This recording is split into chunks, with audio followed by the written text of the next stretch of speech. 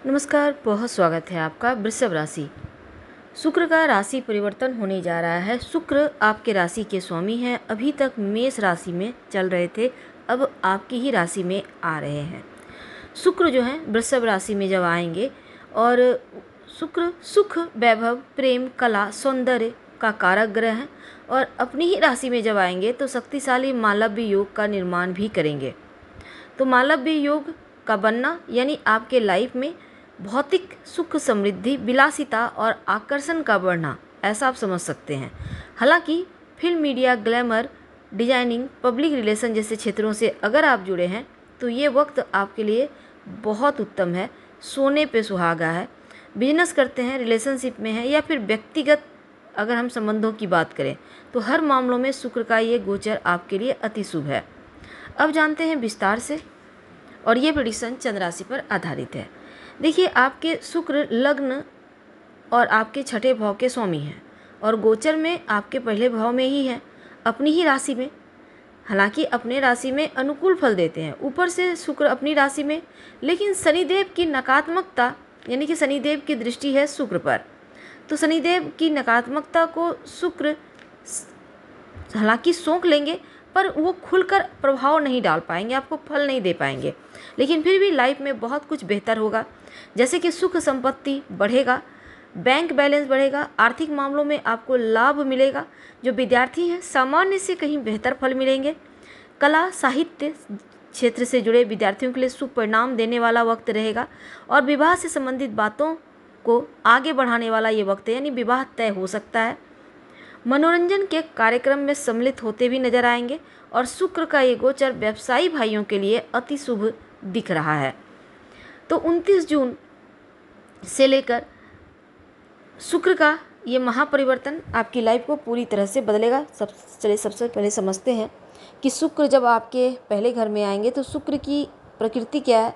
शुक्र लक्ष्मी के कारक हैं, धन के कारक हैं, लग्जरी लाइफ भी शुक्र ही देते हैं। तो धन, वैभव, लक्ष्मी, सुख, समृद्धि देने वाले ग्रह शुक्र हैं और इनके अधीन सब कुछ है। तो वृषभ राशि के स्वामी हैं। अब शुक्र बैठ गए हैं पहले ही घर में आकर।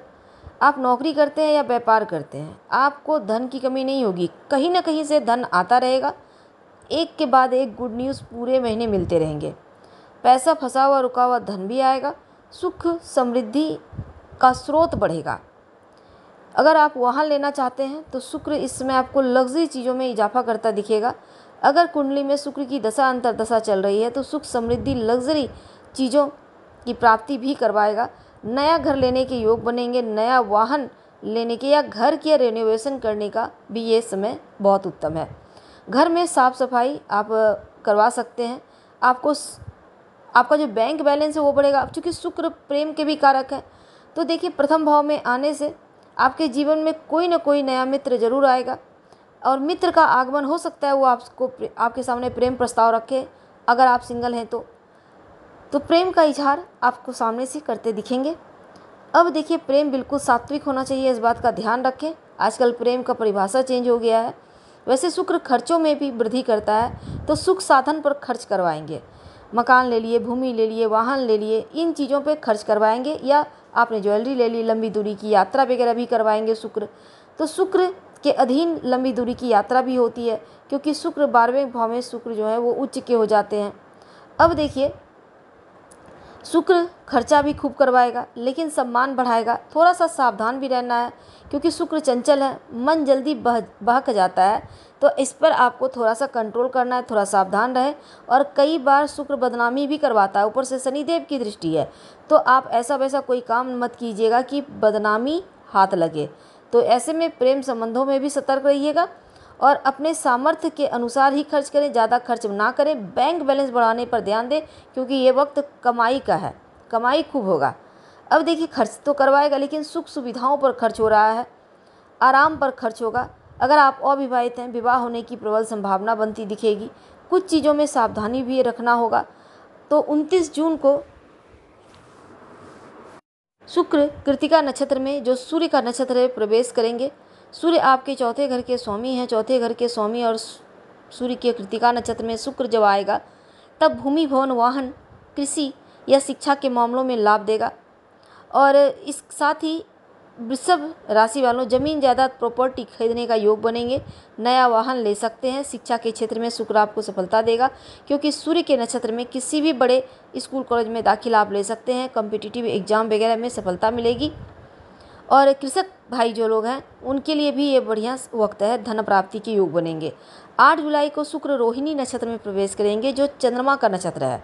चंद्रमा अपने आपके तृतीय भाव के स्वामी हैं और 8 जुलाई के बाद शुक्र आपके रोहिणी नक्षत्र में जब आएंगे, स्थान परिवर्तन या छोटी मोटी यात्रा के योग बनेंगे। ट्रांसफ़र तबादला हो सकता है, छोटी यात्राएं करेंगे, खूब यात्रा होंगी, परिवार का साथ मिलेगा, बंधु बांधव का सहयोग मिलेगा। मीडिया क्षेत्र से जुड़े हैं तो आपकी तूती बोलेगी, मीडिया में आप छाए रहेंगे। 20 जुलाई को शुक्र मंगल के नक्षत्र में मृगशिरा नक्षत्र में प्रवेश करेंगे। सप्तम भाव और दसम भाव के स्वामी है मंगल, तो शुक्र मंगल के नक्षत्र में जब आएंगे, सप्तम द्वादश भाव के स्वामी मंगल, 20 जुलाई के बाद आप विदेश यात्रा का आनंद ले सकते हैं।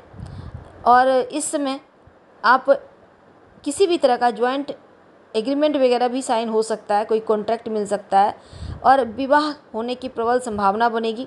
शुक्र की दृष्टि सप्तम भाव पे है, तो लग्न से भी देखें तो मंगल के नक्षत्र में जब आएंगे, मंगल क्योंकि सप्तमेश है तो विवाह योग बन रहा है और शुभ स्थिति बनी हुई है। लेकिन दाम्पत्य जीवन में तालमेल बनाकर चलिएगा, किसी तरह का कोई तनाव ना हो। पहले घर में यहाँ पर देखिए मंगल द्वादश भी भाव के यहाँ पर है, तो ऐसे में खर्च भी बढ़ेंगे, खर्चों पर थोड़ा कंट्रोल रखें। कुछ मामलों में बहुत बढ़िया रिजल्ट, लेकिन कुछ मामलों में सावधानी की आवश्यकता है।